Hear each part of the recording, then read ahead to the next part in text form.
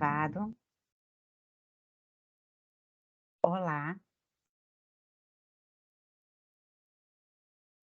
uma grande alegria estarmos aqui reunidas a fim de realizarmos essa mesa, que tem como título o Multilinguismo e a pessoa surda.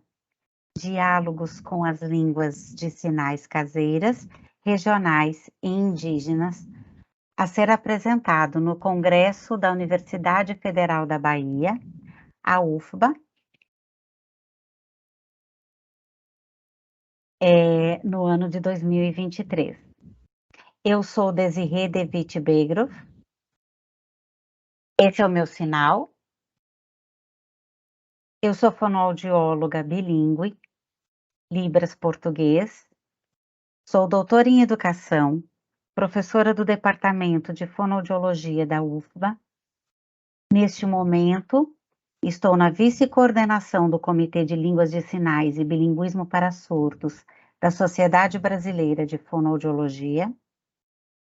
Desenvolvo o projeto PAIS, que é Projeto para Acolhimento, Informação e Suporte a Familiares de Crianças Surdas, da Pró-Reitoria de Extensão da UFBA, e coordeno o GELIS, Grupo de Estudos Surdos e das Línguas de Sinais. Nesta mesa, desejamos discutir sobre o atendimento educacional à pessoa surda em seus diferentes níveis, compreendendo que isso implica, antes de tudo, no entendimento de seu contexto sociolinguisticamente complexo, para além dos aspectos biológicos centrados no déficit auditivo. É muito comum que a escola olhe a partir dos níveis de perda auditiva, desconsiderando os usos linguísticos tão peculiares para esta pessoa. E mais que considerar a Libras como língua para o surdo que sinaliza, deve-se compreender este sujeito a partir da sua experiência como sujeito bilíngue ou multilíngue. A proposta desta mesa é oportunizar espaço de diálogo com pesquisadores que se debruçam sobre a temática de forma a contribuir na divulgação de uma perspectiva que ultrapassa a dicotomia oral-gestual ou português-libras e problematizam o repertório linguístico e suas influências na educação das pessoas surdas, a partir de uma ótica mais ampla. Para essa importante discussão, contamos com a participação da professora Ivani Rodrigues Silva, que é doutora em Linguística Aplicada, professora do curso de Fonoaudiologia da Unicamp, realiza pesquisas no CEPRE, Centro de Estudos e Pesquisas e Reabilitação, professor doutor Gabriel Porto, ligado também à Unicamp. Atua em projetos de pesquisa na área de estudos surdos, investigando temas como educação bilíngue, práticas de letramento e ensino e aprendizagem de Libras, língua brasileira de sinais, e de português como segunda língua. Contamos também com Shirley Vilhalva, que é licenciada em Pedagogia, tem mestrado em Linguística pela UFSC e é doutoranda em Linguística Aplicada de Unicamp, Universidade Federal do Mato Grosso do Sul. Certo, professora Shirley? Professora na Faculdade de Educação, equipe de estudos de Libras da Universidade Federal do Mato Grosso do Sul. Contamos com Nayara de Almeida Adriano, professora da Universidade Federal da Paraíba, mestre em Linguística e doutora em Letras. Trabalha na área de Literatura e Linguística. E teremos a participação também de Keti Kumada, que possui graduação em Pedagogia, com habilitação em Educação Especial na área da deficiência auditiva, pela Universidade Estadual Paulista, Júlio de Mesquita Filho, aprimoramento e especialização em surdez, desenvolvimento e inclusão pela Faculdade de Ciências Médicas da Universidade Estadual de Campinas, especialização em Libras pela Faculdade Itaquá, mestrado em Linguística Aplicada pelo Instituto de Estudos da Linguagem pela Universidade Estadual de Campinas e doutorado em Educação pela Faculdade de Educação da Universidade de São Paulo. Atualmente é professora adjunta da Universidade Federal do ABC e professora no programa de pós-graduação em Engenharia e Gestão da Inovação pelo UFABC. Também é líder do grupo de pesquisa do CNPq, Surdos e Libras, Sueli. Atua principalmente nos seguintes temas: educação bilíngue para surdos, língua de sinais caseira, Libras, produção de materiais didáticos para surdos, tradução, tecnologias para surdos, letramentos e multilinguismo. Contamos com a importante participação das intérpretes de Libras, Yuri Cristina Mecai, da UFABC, e Letícia Naveiro, que é de Campinas. Agradeço a todas as pessoas que estão participando aqui. É uma grande alegria podermos estar neste momento. Agradeço por estarem conosco discutindo esse tema tão importante e que gera ainda tanto preconceito pelo desconhecimento de grande parte das pessoas. Então, eu disponibilizo agora o tempo para que cada uma das participantes, a começar pela professora Shirley, faça a sua apresentação e de suas pesquisas realizadas.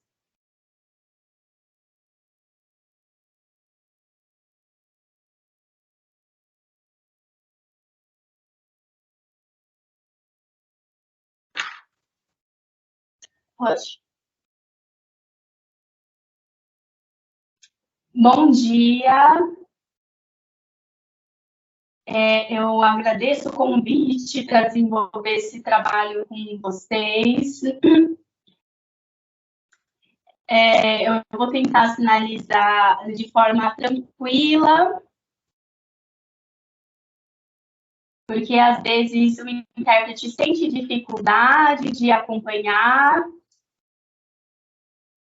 Então, eu entendo essa questão de acompanhar a voz, a voz acompanhada da língua de sinais. Então, o que eu vou tratar enquanto tema foi um mapeamento que eu fiz em relação aos sinais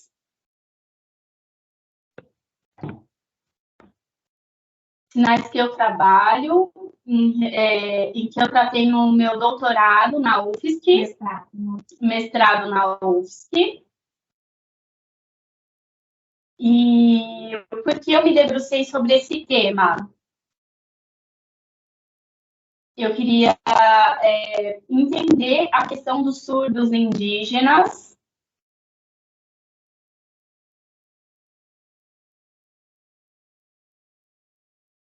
em relação à comunicação que eles estabelecem, se era a mesma que as pessoas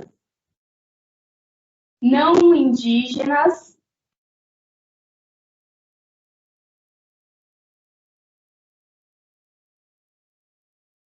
Então, eu comecei a fazer trabalhos de campo para realmente entender como eram esses sinais caseiros, e eu me deparei com famílias que se comunicavam de forma natural e que criavam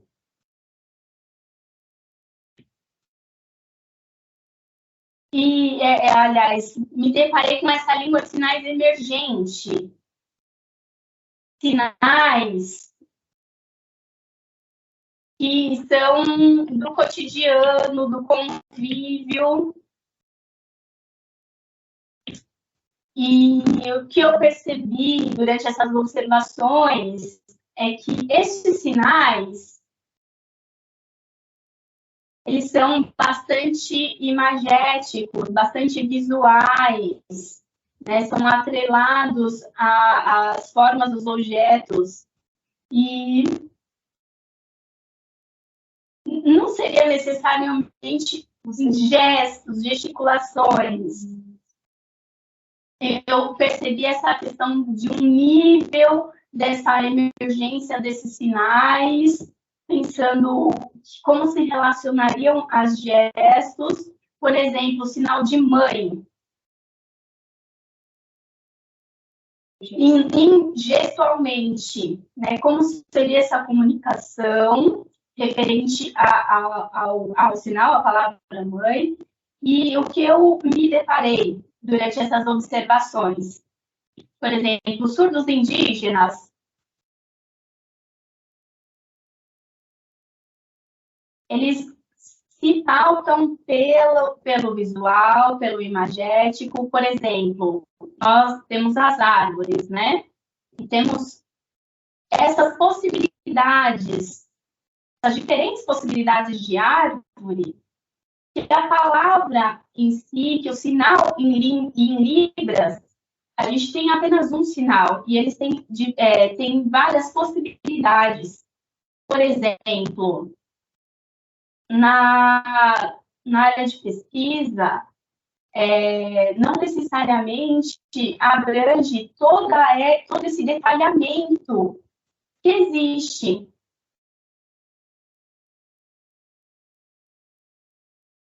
Então, eu percebo realmente a importância, a necessidade de conviver com eles e descrever essa questão desses sinais caseiros. Então, assim, e que a gente não pode entendê-los como uma língua inferior, porque esse pensamento, ele é um pensamento complexo, uma construção complexa. Nós que estudamos linguística, por exemplo, nossos colegas fonoaudiólogos que estudam a questão do desenvolvimento do raciocínio, do pensamento, entender como esses surdos, a maioria deles entende que eles são privados de língua, que falta língua a eles, né? Mas não é essa questão deles não terem língua, eles têm uma língua, eles têm um raciocínio complexo, né? Imaginar que eles não têm alguma elaboração, que os sinais caseiros não possuem complexidade, então isso os auxilia, sim, durante a comunicação com a família, e é algo que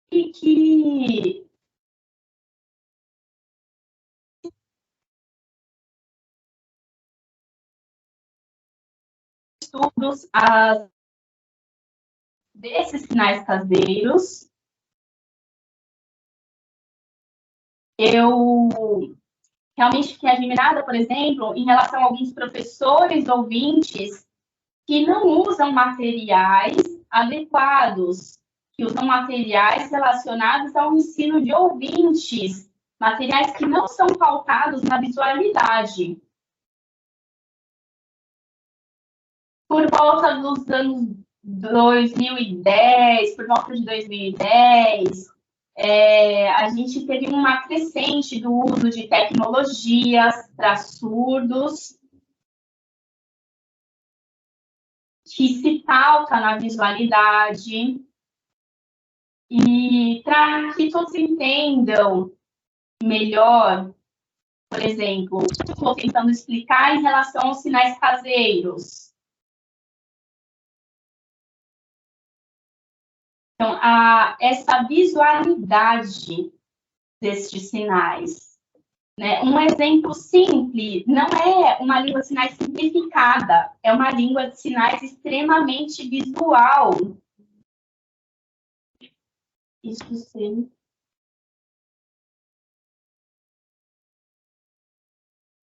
Então, né, parece até uma língua de sinais duplicada.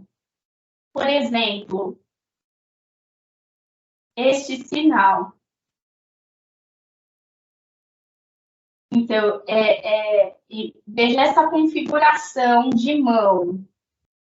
Quando você vê o sinal em si acrescentado da expressão facial, então, assim, parece uma duplicidade, uma reduplicação para reforçar o entendimento.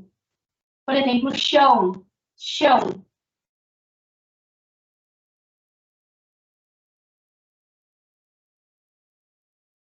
Então, assim, eu tento, é uma tentativa de descrever o entrelaçado desse. Desculpa, eu não consegui entender. O chão, 1, 2, 3. Tá, eu vou explicar novamente, tá? Eu vou pedir para você só acompanhar visualmente, por favor, tá? Acompanhe só a explicação visual. Ok. Entendo que essa discussão ela é complexa em relação aos sinais caseiros. A Shirley travou para mim.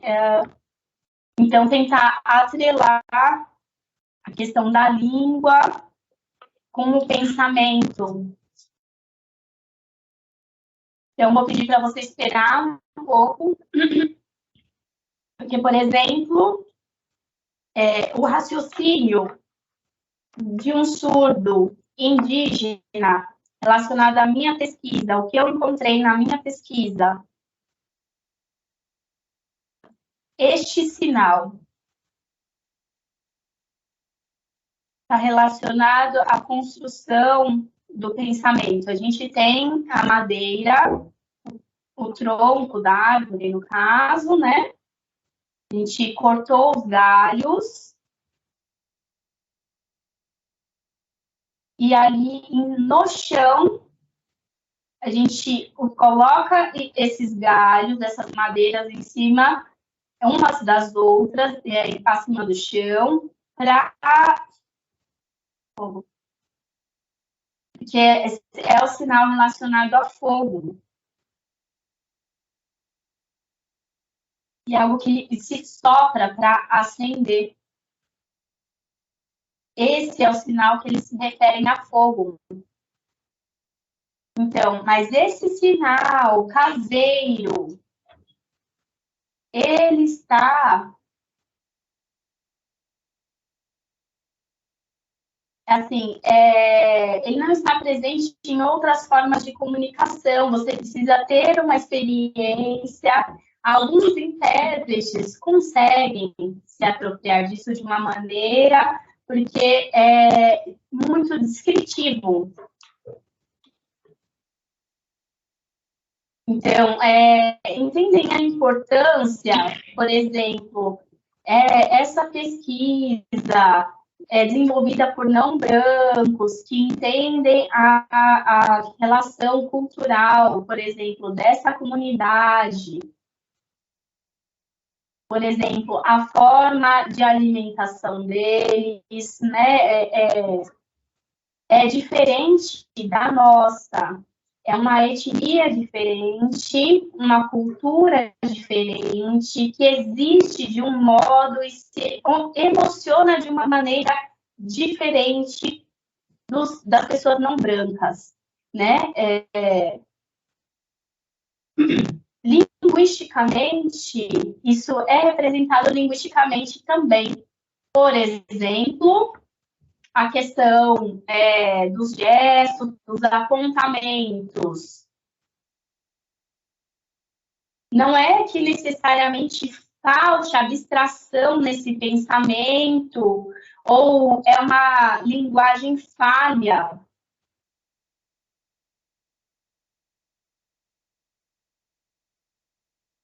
no que nós temos em relação aos dados linguísticos, isso se relaciona aos sinais caseiros.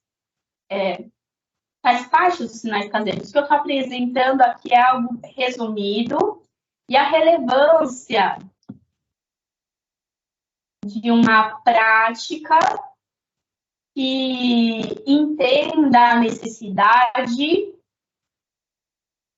de apresentar, por exemplo, vídeos, materiais visuais, imagéticos. Não sei, talvez para os alunos, seus próprios filhos, uma forma interessante de ensinar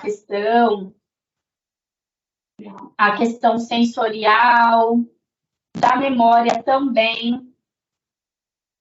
Nossa memória de trabalho, um encadeamento dessas memórias. Então, a gente tem uma sequência. Então, por exemplo, eu tenho esses sinais caseiros e depois a pessoa ela vai para a escola.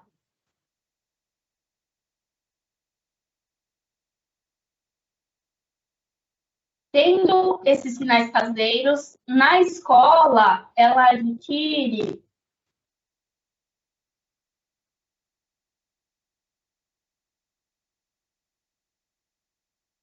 ela será letrada na escola e, assim, encontrará alguns entraves nesse início de ensino, de aprendizagem, por ser uma questão emergente relacionada à língua de sinais. Por exemplo, os intérpretes que estão neste ambiente escolar não conhecem os sinais caseiros usados por esses alunos. Eles conhecem a Libras normativa, a língua de sinais normativa. E terão dificuldades de comunicação durante esse processo de aprendizagem. Então, é necessário que os intérpretes aprendam a importância, né, essa questão dessa cultura diferenciada.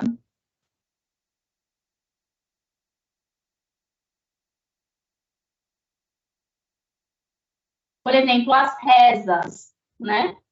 As rezas, os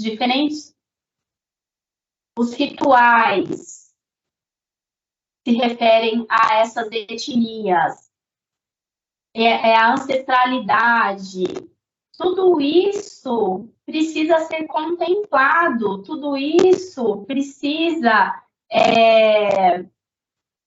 ser acrescentado nesse entendimento. Por exemplo, essa minha pesquisa de mestrado e também o doutorado sobre as tecnologias.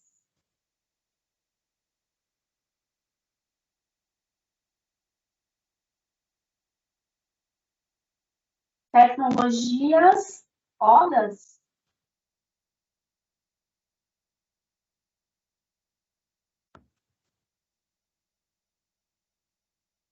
Eu gostaria um pouco de apresentar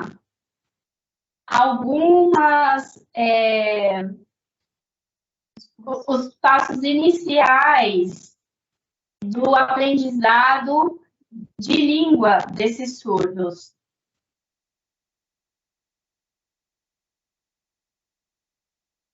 Hoje nós não temos um aprendizado de língua de sinais no Brasil que realmente contemple as crianças de uma maneira, o ensino de língua de sinais como L1. Nós temos o ensino de Libras socialmente dentro de uma comunidade. Né? Sinais são desenvolvidos, né? Como casa, bonito, feio, grande, mas quando você pergunta para, por exemplo, para as crianças ouvintes, olha, qual é o seu nome? Qual é a letra do seu nome? Elas sabem indicar a letra inicial, se é com D, com L, e assim descreve. E como seria para o surdo? Qual a configuração de mão do seu sinal? A criança sabe dizer qual a configuração de mão relacionada ao sinal dela? Então, a gente precisa organizar um ensino, desenvolver um ensino pautado na significação, porque não é simplesmente comunicação. Então, é algo que precisa ser desenvolvido, pesquisas precisam avançar para que, de fato, é um trabalho complexo. Sim, falta, né, por exemplo, para mim, Shirley, me falta às vezes palavra. Não é que me falte raciocínio ou língua de sinais, me faltam palavras em língua portuguesa. E quando eu escrevo, seja algo pequeno, pouco, eu preciso ser assessorada, preciso de assessoria técnica ou textual, bilíngue, para me auxiliar na escrita desse texto. Porque é um texto bilíngue, parece algo pequeno em língua de sinais. E quando eu explico isso em língua de sinais, me comunico eficientemente, por exemplo, por meia hora, o texto em si parece muito pequeno, sendo que em língua de sinais foi muito detalhado, bastante complexo. E quem está acompanhando por texto, às vezes não consegue acompanhar o raciocínio, parece que falta conteúdo. Não é uma questão de falta de proficiência em língua de sinais, mas falta uma questão a gente tem um déficit no ensino. Eu gostaria muito de agradecer a este grupo por este diálogo. Espero que nós continuemos trocando figurinhas para ampliar essa discussão, tirar dúvidas das pessoas em relação aos sinais, tanto a língua de sinais normativa, tanto a língua de sinais indígena. E uma outra questão, eu vi a divulgação em relação a esses sinais, a alguns sinais, por exemplo, sinal de etnia. Então, foi algo estabelecido na Libras normativa. Por exemplo, eu tenho esse outro sinal lá na UF. Desculpa, Shirley. Isso aqui é UFRGS. Não? Okay. Tá, eu vou explicar esse sinal. Referente é um sinal próprio da língua de sinais indígena. Peço para você ter um pouquinho de paciência, intérprete, por gentileza. Que é necessário a gente primeiro entender.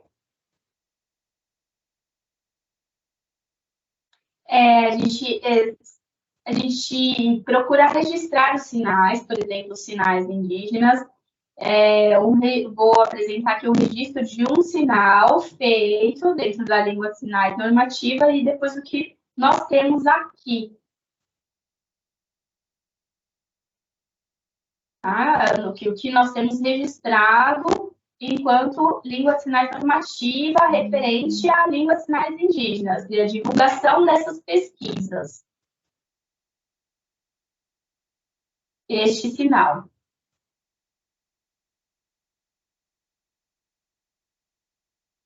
Com a etnia, esse é o sinal da etnia Kapor. É o sinal estabelecido dentro da Libras. E temos esse outro sinal, utilizados pelo próprio povo Kapor. eles criaram esse sinal. Então, nós temos o que está estabelecido enquanto língua de sinais, Libras normativa. Temos esse outro sinal aqui.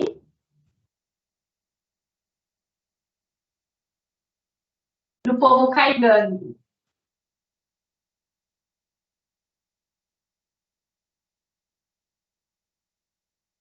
Tem um outro povo que utiliza um outro sinal para caigangue. Estou tentando só finalizar, né? Eu acho que já... É certo, só porque a gente precisa trocar o intérprete. Isso, por conta do tempo. Então, precisa trocar o intérprete. Isso, muito bem. E aí, então, a partir da fala da Shirley, a gente convida a professora Ivani, depois, assim que a Shirley terminar, a gente convida a professora Ivani já para também poder fazer sua fala. Pode terminar, Shirley. Desculpa, isso. Estou quase finalizando. Estou quase finalizando.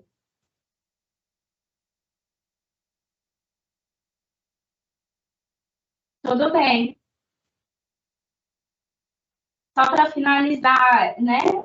Tentar contextualizar melhor. Então, assim, a necessidade de entender que existem 2 sinais, ou 3, ou mais. Que o sinal, por vezes, descrito na Libras, né, de forma normativa, difere do que o povo da etnia utiliza.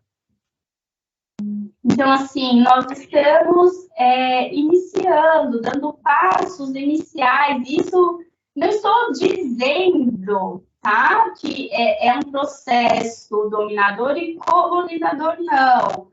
Entendo que, assim, isso está em desenvolvimento, essas línguas estão emergindo e nós estamos mapeando, descrevendo essas línguas e sinais desses povos indígenas. Então, agradeço a atenção de todos. Obrigada. Muito importante isso, Shirley.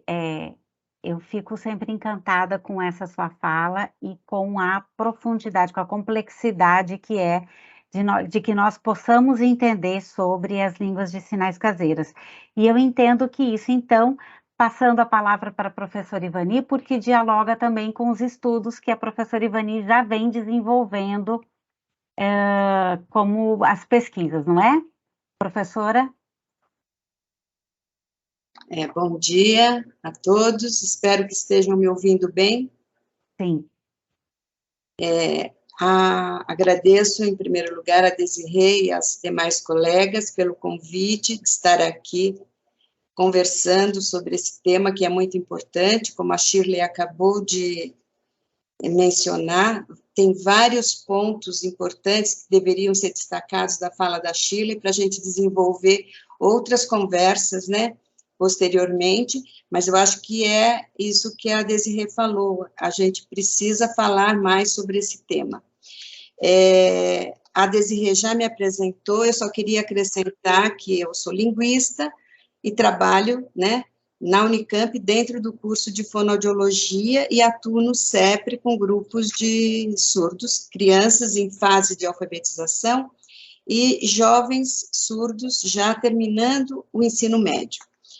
E também acrescentar que sou líder do grupo de pesquisa do CNPq, eu sempre leio porque eu esqueço, Educação Intercultural, Bimultilingüe, já para trazer as questões, né, que a gente está querendo discutir aqui, ensino de português como segunda língua para surdos, e faço parte também do GT da ANPOL, Transculturalidade, Linguagem e Educação, que tem uma trajetória já, né, de 20 anos, e tem por objetivos discutir mesmo as questões dos grupos minoritários, divulgar, socializar resultados de pesquisas de cunho transdisciplinar, que é o nosso objetivo, né, ver todas essa transdisciplinaridade dentro também, no nosso caso, no DAQUET também, que faz parte do grupo, na área da educação de surdos, né, para desvelar, né,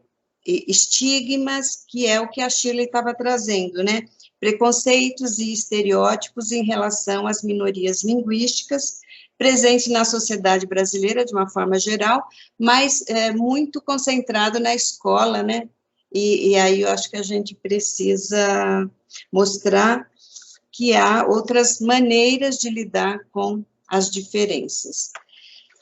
Eu queria me deter um pouquinho no CEPRE, que é onde eu atuo mais, né, e também contar uma curiosidade. O CEPRE, ele nasce, né, ele foi criado em 1974 pelas mãos de um médico otorrinolaringologista, né, que viu a necessidade de ter um centro para atender crianças deficiência auditiva, que se falava naquela época, da região de Campinas, né, e aí, então, ele cria esse centro com uma equipe multidisciplinar, formada por pedagogos, fonoaudiólogos, e assistente social, psicólogos, e eu chego aí no centro em 1984, e foi um ano que eu comecei a ver as questões de surdos.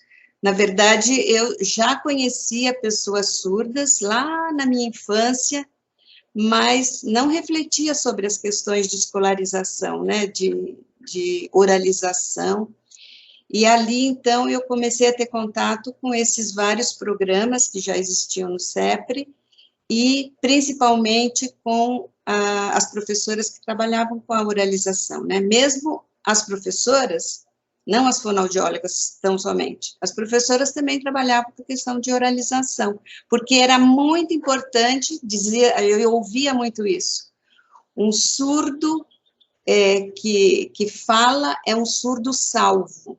Vocês já ouviram essa expressão? Olha como a dimensão da força do oralismo ali.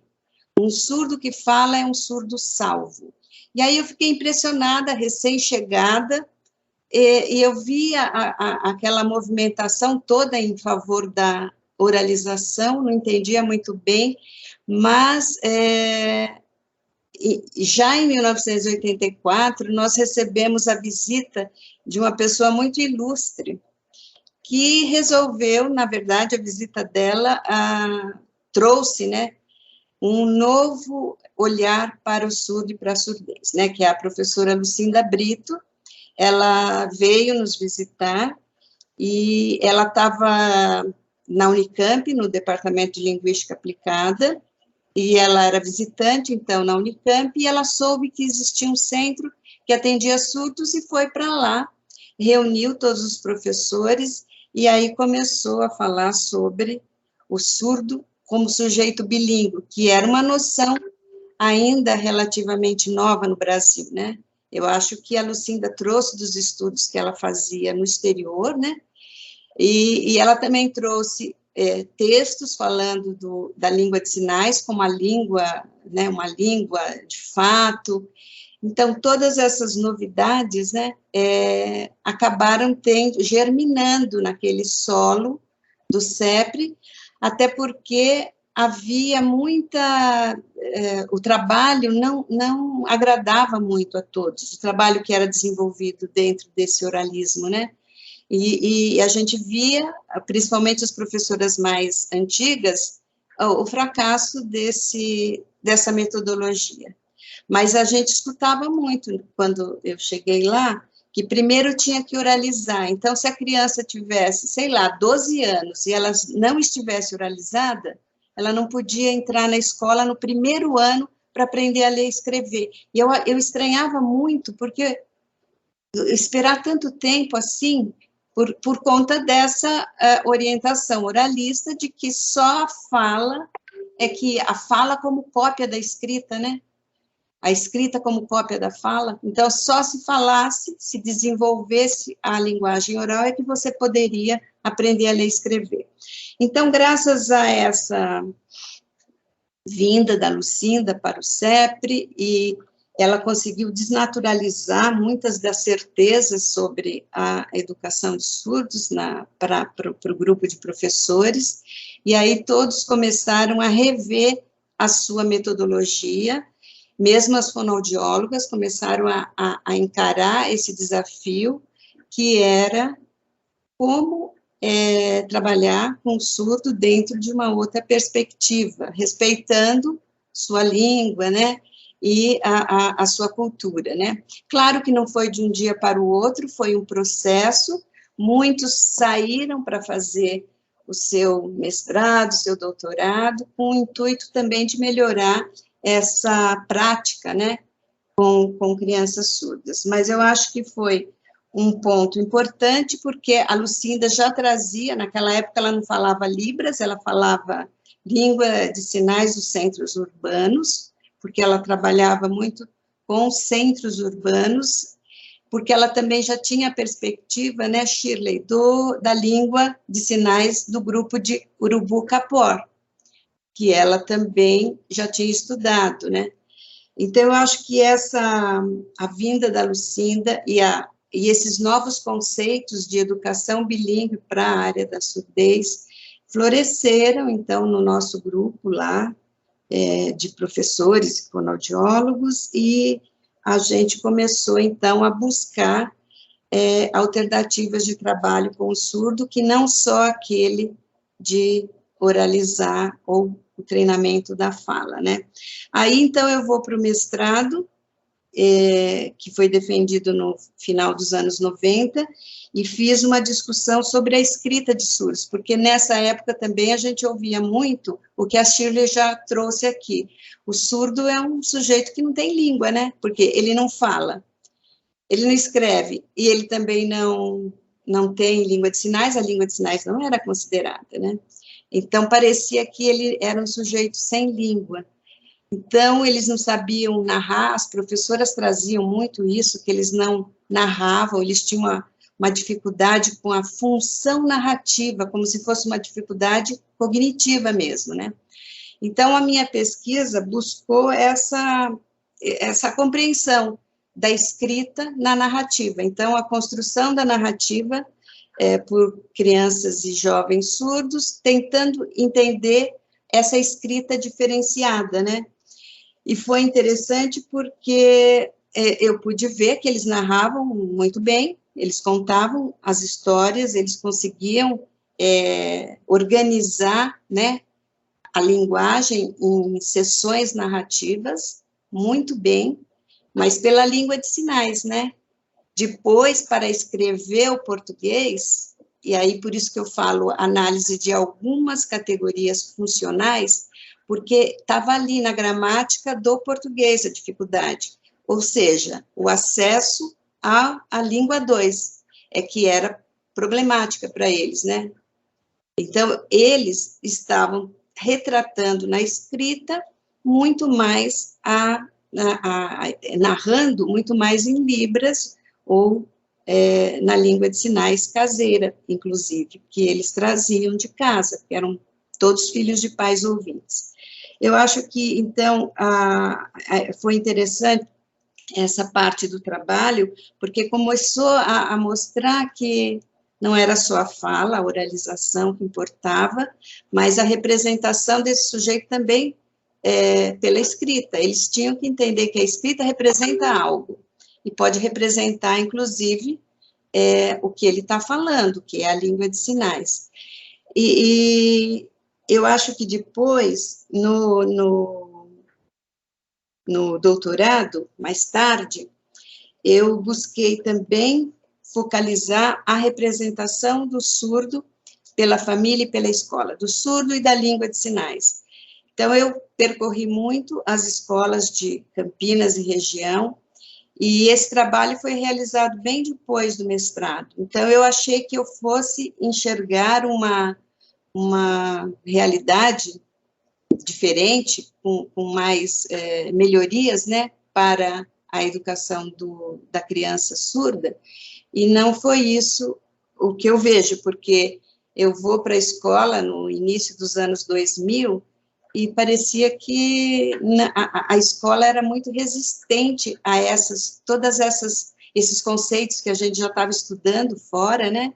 E que a gente já estava praticando nos nossos grupos de estudo e também nas nossas práticas nos programas do CEPRE. Eles eram muito refratários a isso. Então, eu ia na escola e era vista como chegou um inspetor, como se fosse um inspetor, assim, né? Eles não me recebiam com um sorriso na cara, não. Porque parecia que a gente ia lá mostrar que eles não estavam fazendo direito. E, na verdade, eu só queria observar o que de fato acontecia, como é que eles faziam o trabalho com surdos dentro dessas escolas inclusivas.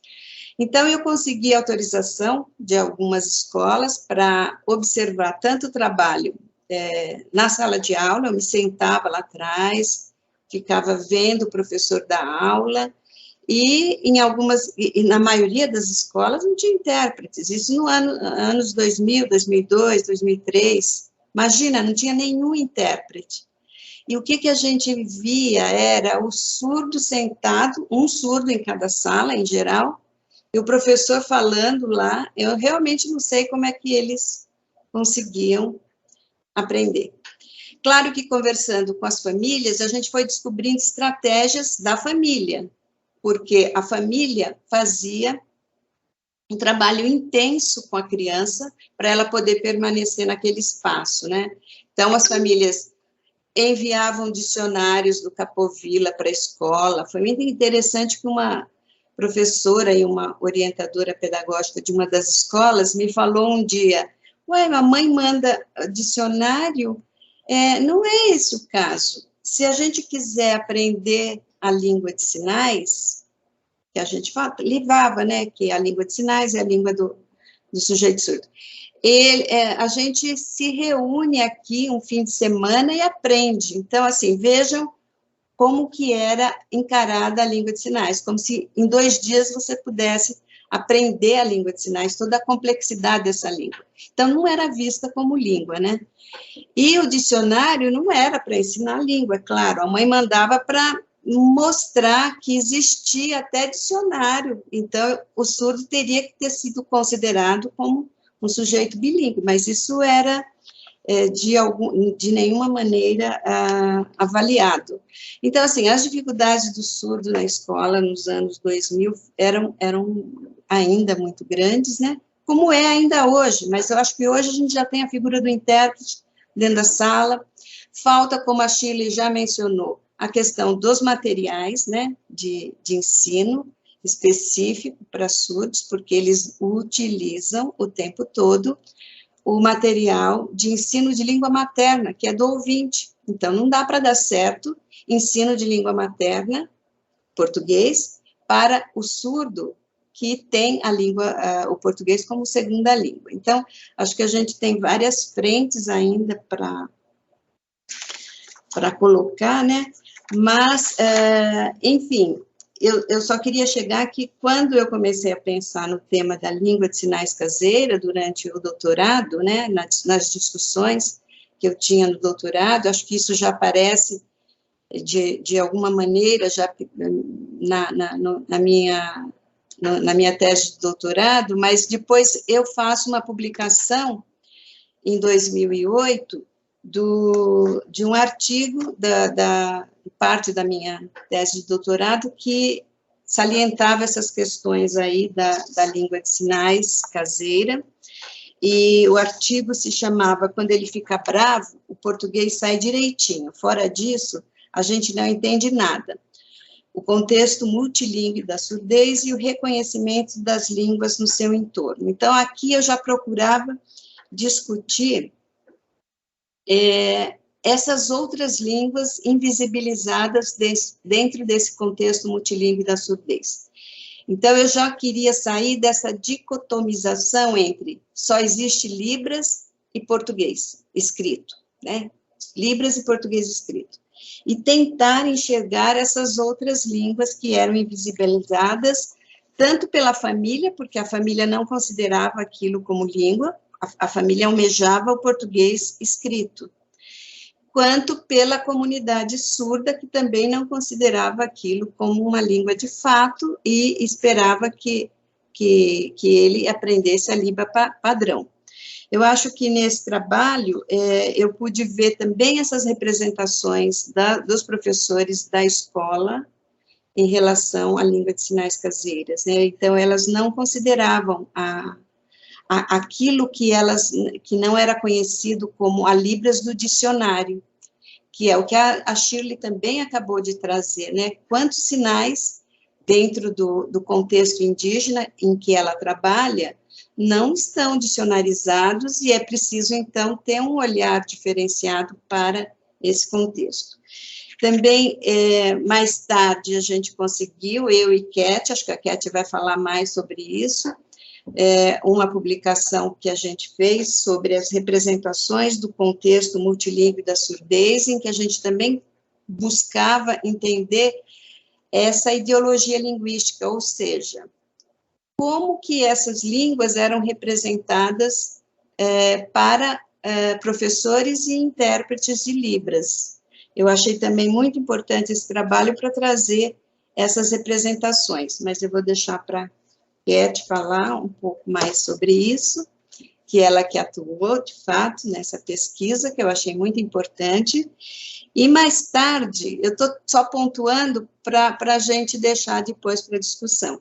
Mais tarde, eu também ressalto um artigo que eu publiquei com a Vilma Favorito, do INES, sobre reflexões sobre o Estatuto das Línguas nos contextos bimultilingüe da educação de surdos no Brasil, em que a gente também traz essa discussão da invisibilização das línguas, tanto no contexto familiar quanto no contexto escolar, e só se apontar a língua de sinais padrão e o português escrito. E eu acho que a discussão era para tornar mais valorizada as línguas que as crianças surdas já realizam desde tenra idade com a sua família ouvinte, porque não é possível não considerar essas línguas, uma vez que esses sujeitos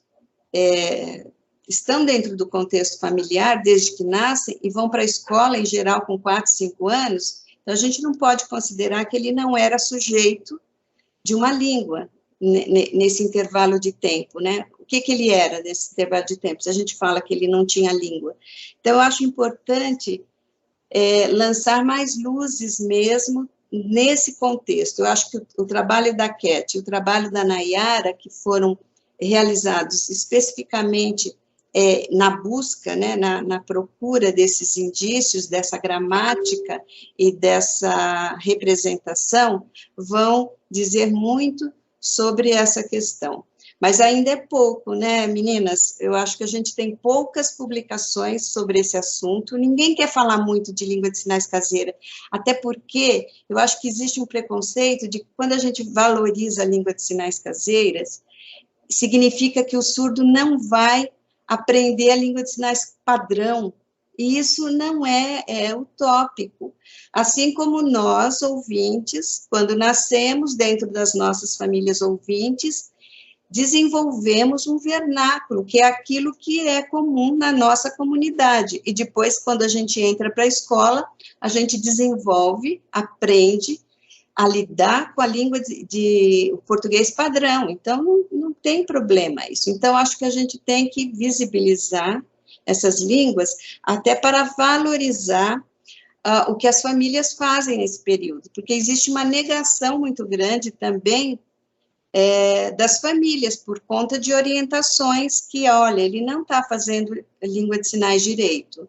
E isso não é língua de sinais, né? A gente escuta muito nos nossos contextos. Ah, ele não sabe. Então, a família se sente muito refém dessa língua de sinais padrão, que nem ela sabe. E ela precisa também aprender a língua de sinais padrão, mas, enquanto isso, ela precisa também se desenvolver com aquele surdo. filho dela, né? Ela precisa conversar, ela precisa falar sobre as questões do dia a dia, sobre o que aconteceu na escola, sobre o que vai comer, sobre o tio que veio visitar. Imagine se ela vai esperar terminar o curso avançado de Libras para se lançar nisso. Então, eu acho que é disso que se trata, é valorizar os recursos comunicativos da criança surda e a língua. Só um instantinho, só para a gente poder trocar o intérprete. Pode continuar, obrigada. E a língua... Eu queria até aproveitar o gancho da Ivani, se ela puder me passar depois, porque eu acho que isso conversa muito com a discussão que a gente fez no nosso artigo, né, Ivani? O artigo que eu, Ivani e Marilda fizemos, onde a gente fez, descrever um pouquinho do estudo que eu fiz no CEPRE, e também trouxemos uma revisão de literatura sobre o tema das línguas de sinais caseiras. Então, e nessa revisão de literatura, inclusive, tem um estudo internacional de um autor que se chama Morford, que ele fez no período de 61 a 1996, um levantamento com 15 autores em 11 países, onde mostrou que esse estudo sobre essas línguas de sinais caseiras, eles já advêm, assim, de muito tempo, enfim, que já tem pessoas estudando o cunho linguístico dessas línguas de sinais caseiras, desses sinais familiares, e uma das conclusões desse autor, né, é que há um grande potencial linguístico por trás dos sinais caseiros, mas que há uma ideia muito consensual de todos esses autores de que ele pode atrapalhar o aprendizado de uma língua de sinais padrão ou normativa. E isso, para a gente que estuda na área da educação bilíngue, né, então só complementando a Ivani, é uma coisa que a gente vê muito só em contextos de línguas minoritárias. As pessoas só vão dizer que o aprendizado de uma língua atrapalha quando a língua é minoritária.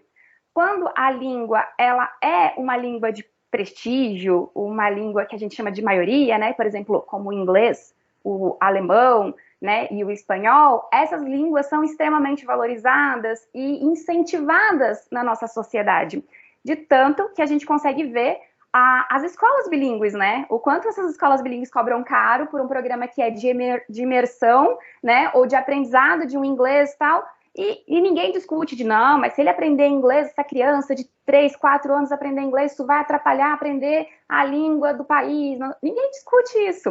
Essas discussões sempre estão centradas na língua minoritária, né? Então, a gente tem...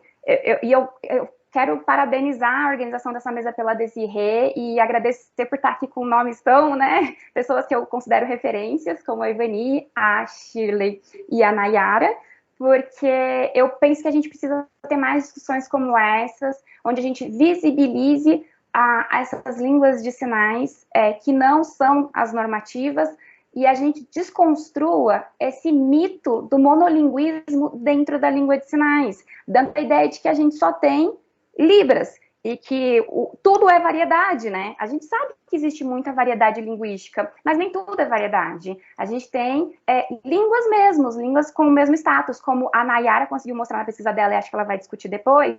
Ela fez uma análise morfológica e fonológica da língua de sinais caseira. Então, ela mostra que existe gramática dentro dessas línguas. E as pessoas vão dizer, não, porque não tem gramática. Não tem gramática até que alguém não descreva elas. A Libras também não tinha gramática. A língua de sinais americana também não tinha, até que o Stockhausen foi lá e descreveu elas. Então, elas não passam a ser línguas depois que acontece um estudo de descrição gramatical. Elas sempre foram línguas. E aí, quando a gente traz essa discussão, é para mostrar que elas já são línguas, elas ainda talvez não foram descritas, mas isso. Elas já são línguas. Eu só ia terminar, Cat, antes de te passar, porque essa é uma questão importante que você traz, e eu queria trazer o trabalho da Cristina Pereira, por exemplo, de 1989, que já está abordando.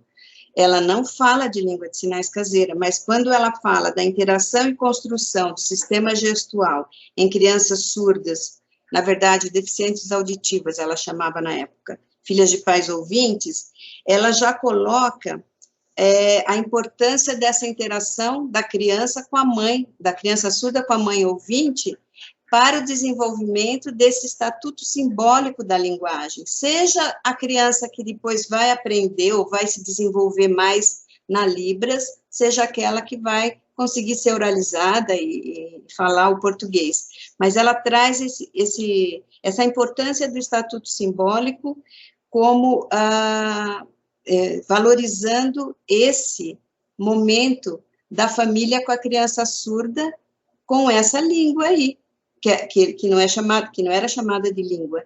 E o trabalho do Terwurth também traz isso lá em 1953. Ele fez a tese de doutorado também, olhando, né, crianças surdas, filhas de pais ouvintes, e mostrando que elas fazem o uso da linguagem oral, porque elas eram todas oralizadas naquela época, mas misturado a tudo aquilo de gestual que vem da língua de sinais, né? O que ele também, ele não consegue chegar a mostrar isso como um estatuto simbólico, como língua, como linguagem, mas ele chama de simbolismo esotérico, que é isso, essas misturas de tudo para a comunicação. E eu só ia dizer, então, que a língua é só um dos recursos. Então, a gente não pode apostar só na língua, a gente tem que apostar nos recursos comunicativos como um todo. E a Shirley, que me precedeu, também me deu elementos para isso, porque em um dado momento aí, ela estava fazendo um sinal que a intérprete não conseguiu capturar de instância, assim, e ela falou, calma, observe o que eu estou fazendo.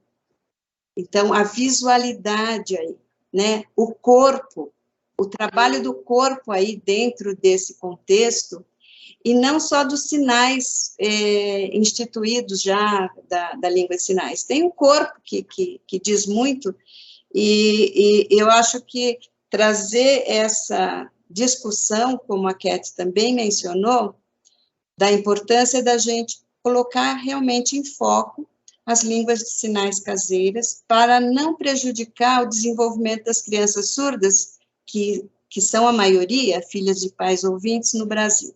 Acho que a gente tem que, inclusive, é um alívio para a família.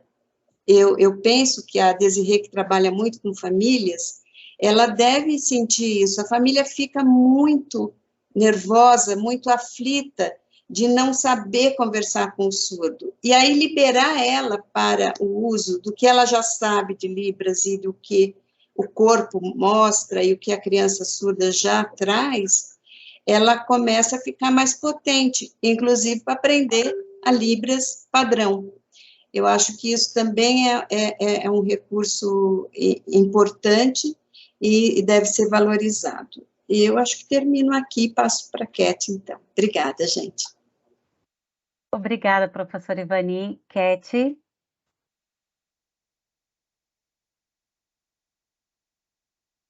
Devido ao tempo que está avançado, eu acho mais importante e representativo que a Nayara fale, e se der tempo eu falo, senão eu acho que eu já me sinto contemplada ali pela complementação que eu fiz durante a fala da Ivani, tá bom?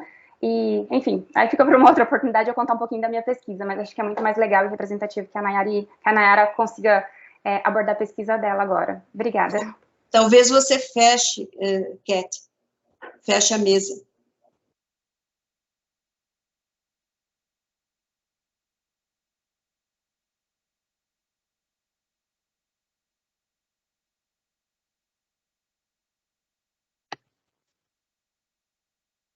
Pronto.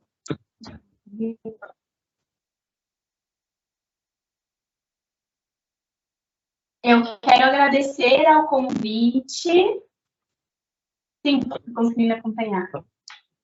A participar desta mesa.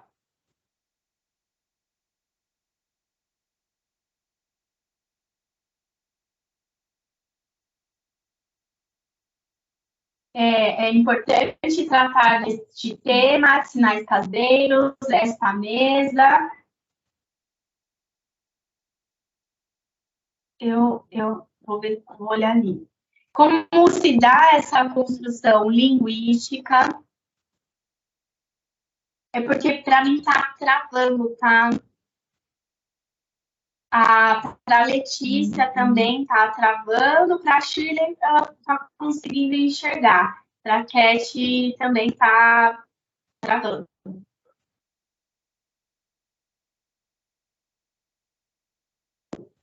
Eu vou tentar continuar. Em relação aos sinais caseiros e a essa questão da construção linguística, como se inicia as influências que se dão dentro de casa, a questão cultural, este ambiente interacional com a família, a emergência destes sinais que se dão em contato com os familiares,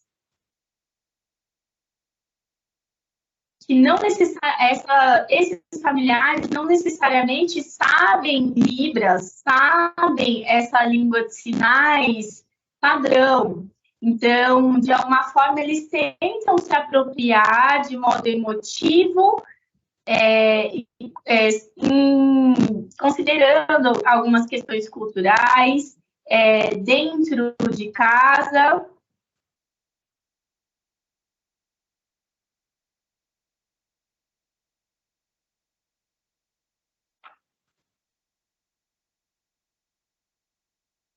Essa questão emotiva de expressão da língua de sinais dentro das casas de famílias com crianças surdas, elas são, de fato, a forma de comunicação que essa criança surda tem com a família ouvinte.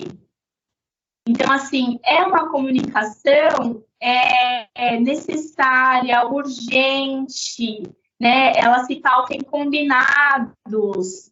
E estes sinais caseiros emergem dessa comunicação cotidiana urgente, da necessidade. Então, a minha pesquisa, ela trata de sinais do interior de Fortaleza, Ceará. Então, e eu recebi muitos relatos, né, de horas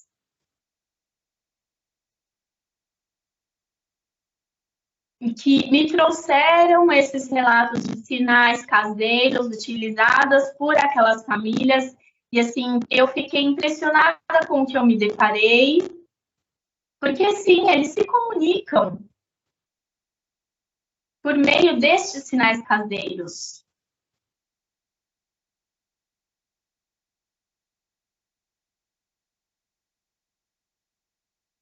Eu realmente tive dificuldade de entender, porque a minha língua de sinais é diferente. Para mim foi difícil entender a comunicação entre eles, porque eu sei uma língua de sinais padrão, eu sei a Libras, eu não sei língua de sinais caseira, a língua de sinais caseira que eles utilizam.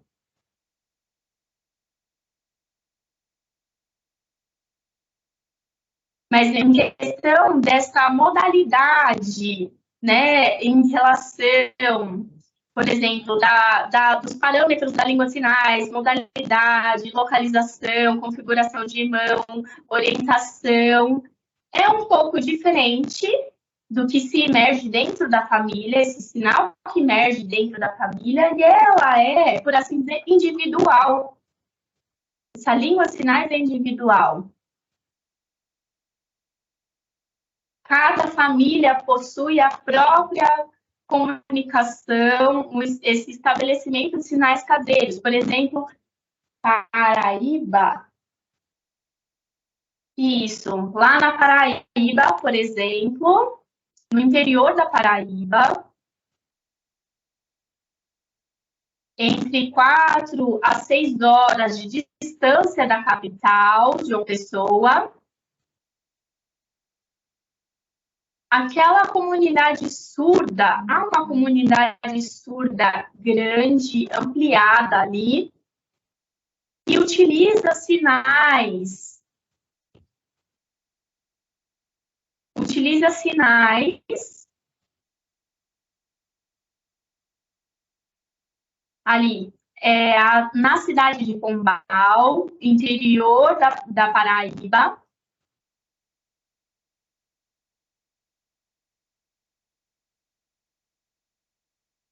Então, essa comunidade surda de Pombal, no interior da Paraíba, é uma comunidade ampliada que utiliza línguas de sinais caseiras há gerações.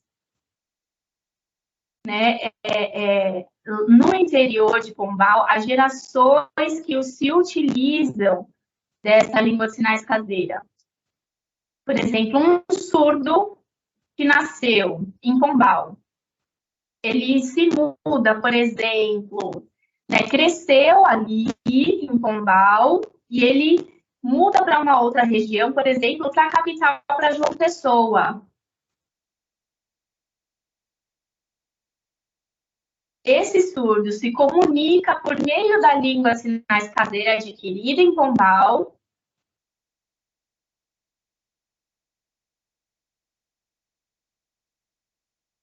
E depois ele vai precisar adquirir a Libras normativa, né? Ele vai precisar traduzir e interpretar da língua de sinais caseira para Libras. E isso realmente eu fiquei admirada ao me deparar com isso. Nós temos esse sinal. Ele se refere a irmão. Ele se refere a irmão. É um sinal caseiro que se refere ao que nós temos na Libras como irmão. Porque se refere à questão de sangue, o laço de sangue que se tem entre familiares. E para mim foi diferente entender e realmente admirei e fiquei admirada com essa questão. E a necessidade, por exemplo, né, de tradução de uma língua de sinais caseira para Libras em si. Isso me interessou demais, me instigou demais. Porque a língua de sinais é uma língua viva, de fato. Uma língua viva que se desenvolve, que tem todas as potencialidades de cognição, que abrange as mais diversas vertentes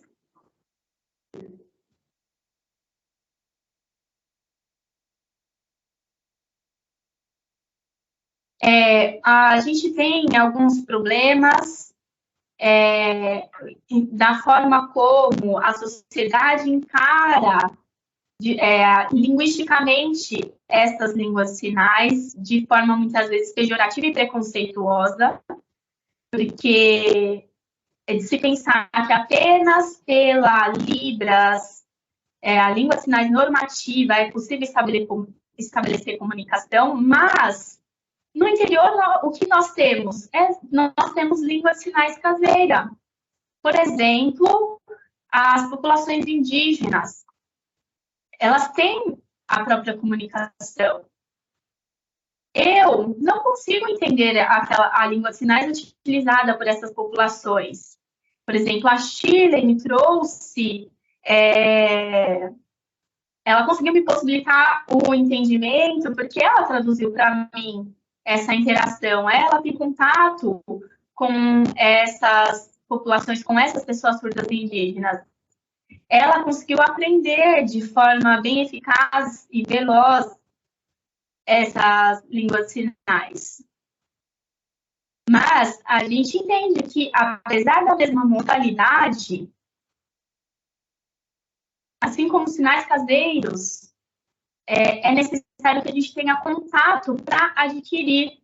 Ainda que a Libras tenha a mesma modalidade que sinais caseiros, que as línguas de sinais indígenas, nós precisamos ter contato para que a gente consiga adquirir e entender de nem que seja adaptando, traduzindo, interpretando.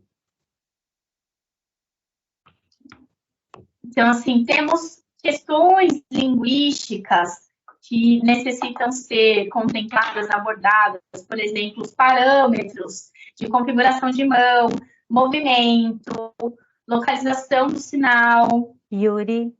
Chá.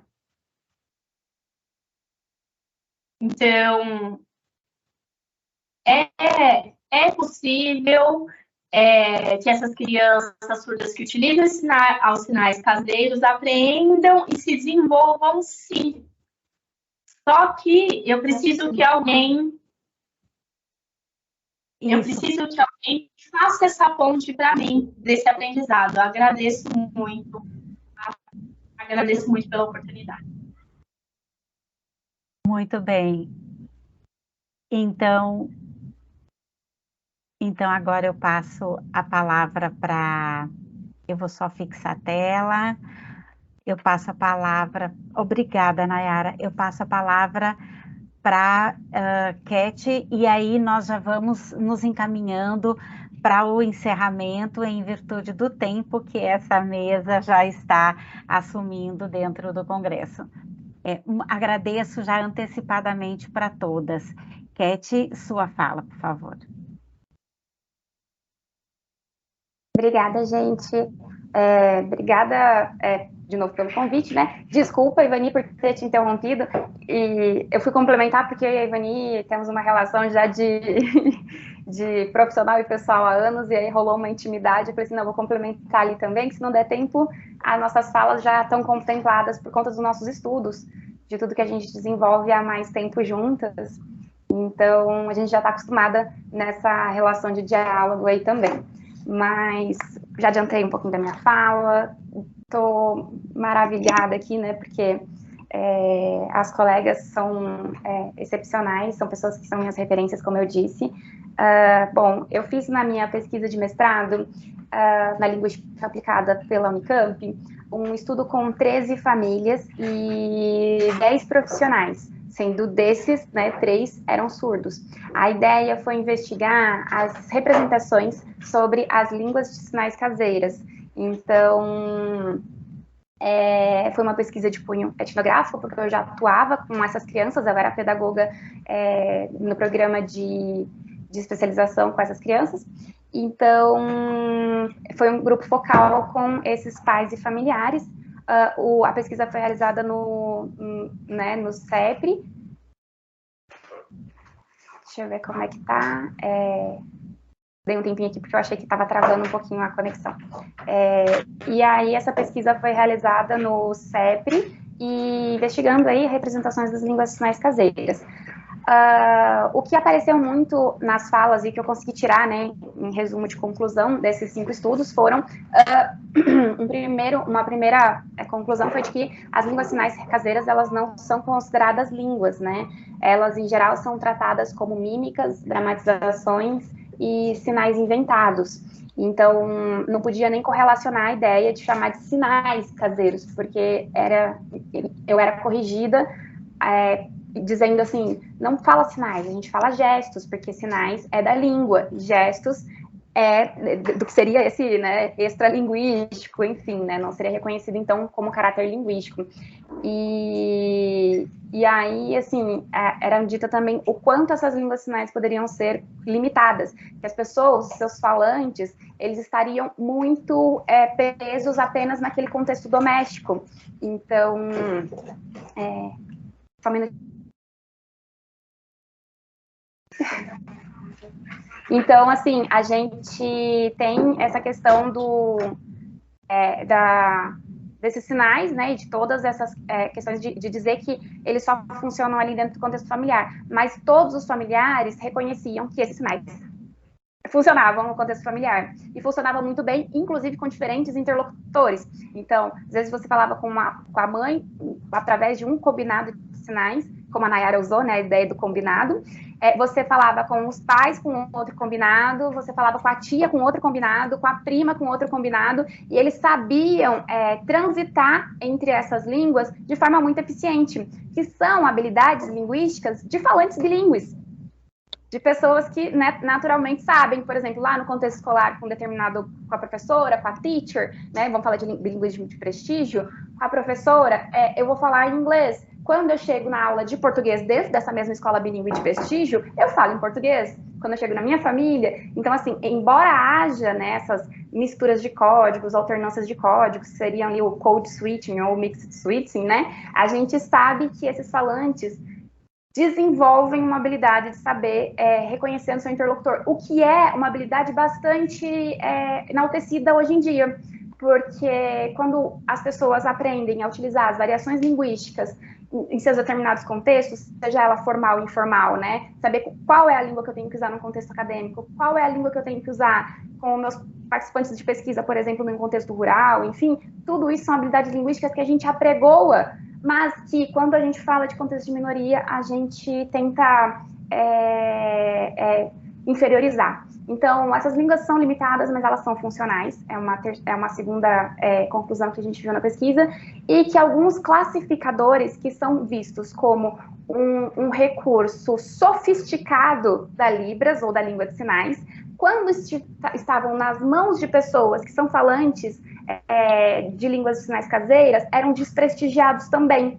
Então, o falante, o sujeito determinava se aquilo seria visto como algo que eu preciso ignorar ou desprestigiar, fazer uma cara feia, né? Ou se eu diria que, nossa, né, ele usa classificadores, ele sabe usar o imagético, o visual, enfim, trazer esses recursos. Então, é ali que a gente pontua o preconceito mesmo linguístico por detrás das línguas sinais caseiras. E, por último, uma segunda conclusão aí que eu tive dos meus estudos é que eles também corroboraram a ideia de que essas línguas sinais, se aprendidas, iam atrapalhar o aprendizado da Libras, que é a nossa língua padrão, mas que é a nossa língua de sinais padrão, né? E que isso poderia levar os surdos a serem excluídos da comunidade surda, porque as comunidades surdas iam ver ele, né, de uma forma desprestigiada, e que para eles serem aceitos, eles tinham que abandonar, quebrar mesmo essa comunicação caseira. E essa ideia de quebrar a comunicação do sujeito, ou essa comunicação doméstica, ela também já vem de outros contextos reconhecidos ali, por exemplo, em línguas de sinais indígenas, que foi algo que, né, sempre tentou dizimar ali essas línguas de sinais, né, indígenas. A gente tinha no descobrimento, na época do descobrimento do Brasil, descobrimento, entre aspas, né, a gente tinha ali em torno de 2.000 línguas indígenas. E hoje a gente tem em torno de 180. Então, muitas línguas indígenas foram ensinadas nesse período a favor de uma ideia, né, de que o Brasil fala português do Oiapoque ao Chuí, né, de ponta a ponta. Então, eu penso que valorizar as línguas sinais caseiras e trazer essa discussão é muito importante para a gente quebrar esses preconceitos. Na verdade, não tem que quebrar a língua do sujeito, né, que ele tem, essa comunicação que tem com a família dele, mas sim quebrar o preconceito. E gostaria de propor aqui, né, que esse grupo se reúna mais vezes, que as discussões aconteçam mais, para que a gente possa pensar em políticas linguísticas direcionadas para esse grupo, para esses grupos, né, que falam línguas de sinais indígenas, que falam línguas de sinais caseiras, ou que falam outras línguas, não a Libras.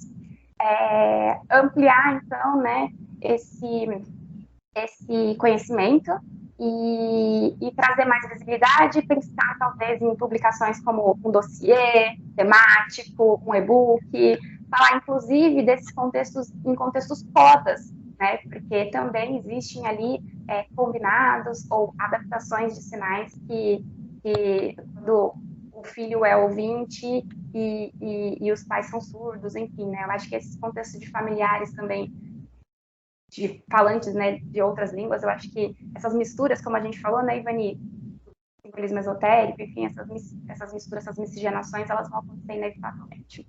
É isso, gente, obrigada. Gente, em virtude do tempo, eu gostaria de agradecer para todas as pessoas que estão aqui conosco. Certamente essa mesa vai deixar um gostinho de quero mais, porque eu quero mais também. Já estou pensando como que a gente pode potencializar essa discussão, que é tão importante, com pessoas com tanta informação para nos trazer. Muito obrigada. Agradeço a Cat, agradeço o professor Ivani, agradeço a Nayara, agradeço a Shirley pelas presenças e pelas contribuições tão importantes, e agradeço muito as intérpretes que estão aqui conosco, a Letícia e a Yuri. Agradeço ao Congresso da UFBA por essa oportunidade e este momento de discussão, e que venham mais. Muito obrigada a todas. Tchau, gente.